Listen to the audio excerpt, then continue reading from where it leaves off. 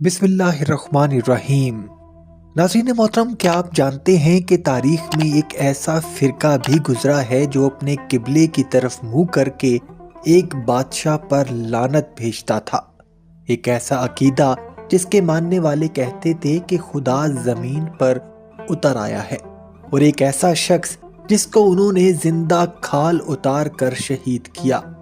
ناظرین محترم، آج کی یہ ویڈیو کوئی عام تاریخی قصہ نہیں، یہ ہے ایک باطل عقیدے، ایک خونی انجام اور ایک خوفناک انجام تک پہنچنے والی تحریک کی سچی داستان۔ یہ ہے حروفیہ فرقہ اور اس کے بانی فضل اللہ استرابادی کی کہانی۔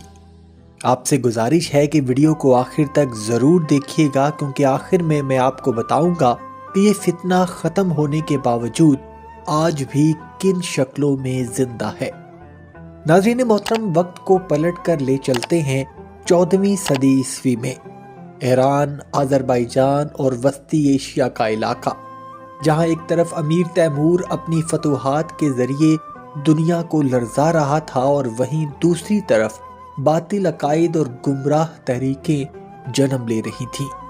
یہ وہی دور تھا جب تصوف کے نام پر لوگوں کو خوابوں کی تعبیر، کشف، کرامات اور باطنی علم کا لالچ دیا جاتا تھا۔ عام لوگ جو علم دین سے دور تھے، ایسے لوگوں کے پیچھے اندھا دھند چل پڑتے تھے، اور اسی ماحول میں ایک شخص پیدا ہوا جس کا نام تھا فضل اللہ استرابادی۔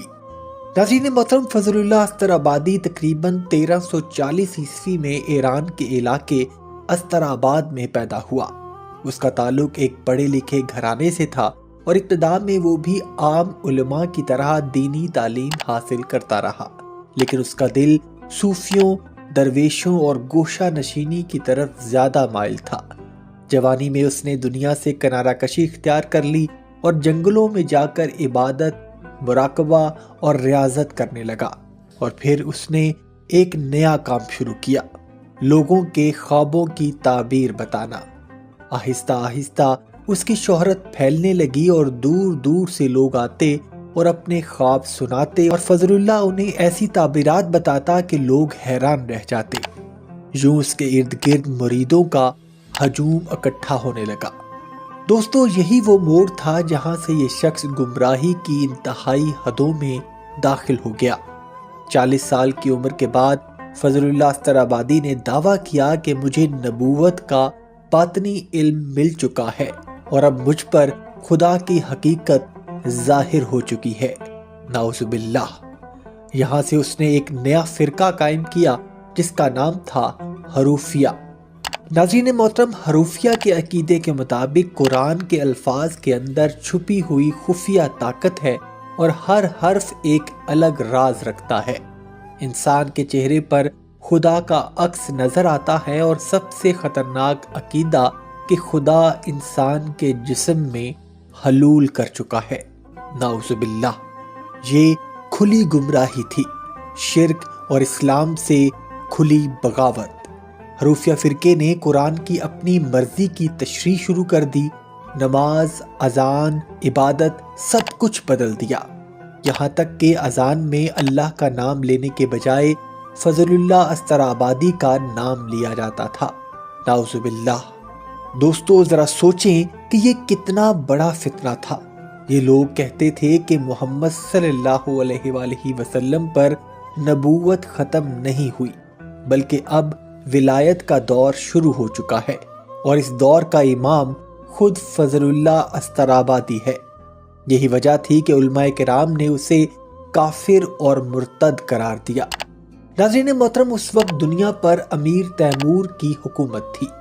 امیر تیمور سخت گیر، طاقتور لیکن دیندار حکمران تھا۔ جب اسے فضل اللہ کے فتنے کا علم ہوا تو اس نے حکم دیا کہ اسے دربار میں پیش کیا جائے۔ فضل اللہ ڈر گیا اور بھاگ کر میران شاہ کے پاس پہنچ گیا، جو امیر تیمور کا بیٹا تھا، لیکن یہاں اسے سہارا نہیں ملا۔ میران شاہ نے فضل اللہ کو گرفتار کروا دیا، اور آذربائیجان میں اسے سرعام سزائے موت دے دی گئی۔ کہا جاتا ہے کہ فضل اللہ استرابادی کو سر قلم کر کے قتل کر دیا گیا۔ नाज़रीन मोहतरम, आम तौर पर अगर किसी फितने का सर कुचल दिया जाए तो वो ख़त्म हो जाता है, लेकिन यहाँ मामला उल्टा हो गया। फजलुल्लाह के मानने वाले उसको शहीद, वली और खुदा का मजहर करार देने लगे। जिस जगह उसे कत्ल किया गया उसे किबला बना लिया गया। नाउज़ुबिल्लाह। वो लोग वहाँ हज की तरह जाते और तवाफ करते और मीरान शाह पर लानत भेजते। यहाँ तक कि बाज़ रिवायात के मुताबिक वो दरिया में पत्थर फेंककर अमीर तैमूर और उसकी औलाद पर बद्दुआएं किया करते थे। दोस्तों, अब आते हैं उस फिरके के सबसे मशहूर पैरोकार की तरफ, जिसका नाम था इमादुद्दीन नसीमी। नसीमी एक बहुत बड़ा शायर था, इंतहाई ज़हीन था, लेकिन हरूफिया अकीदे में डूबा हुआ था। वो खुलेआम कहता था कि मैं ही खुदा हूँ। नाउज़ुबिल्लाह। जब ये बात हुक्मरानों तक पहुंची और फैसला हुआ कि उसे इबरतनाक सजा दी जाए, तो सन 1417 में आज़रबाईजान के शहर हलब में नसीमी को बाजार में लाया गया और लोगों के सामने लटकाया गया और फिर उसकी जिंदा खाल उतार दी गई। जी हाँ दोस्तों, जिंदा इंसान और उसकी खाल उतारी गई। ये तारीख की सबसे हौलनाक सजाओं में से एक थी।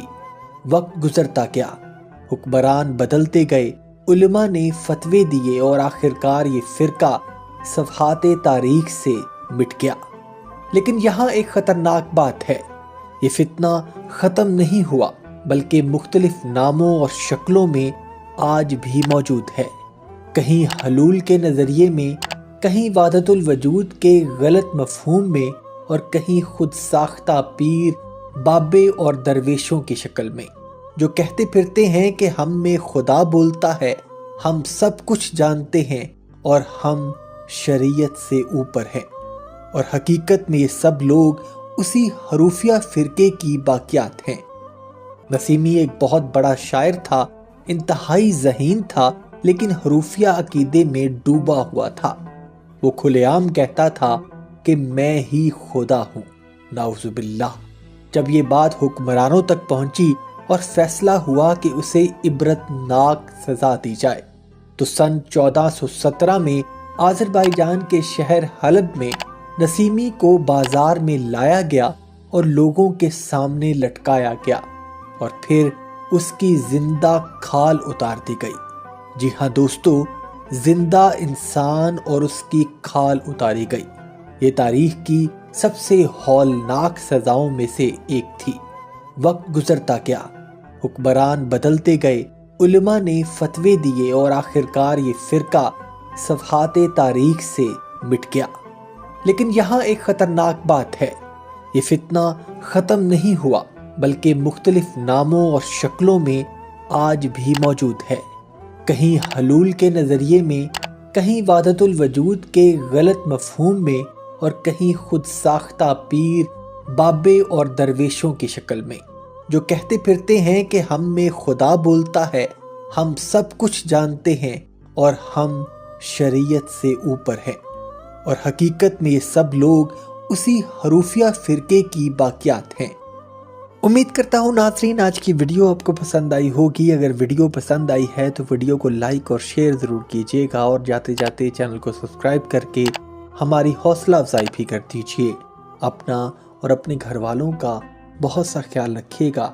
वमा अलैना इल्लल बलागुल मुबीन।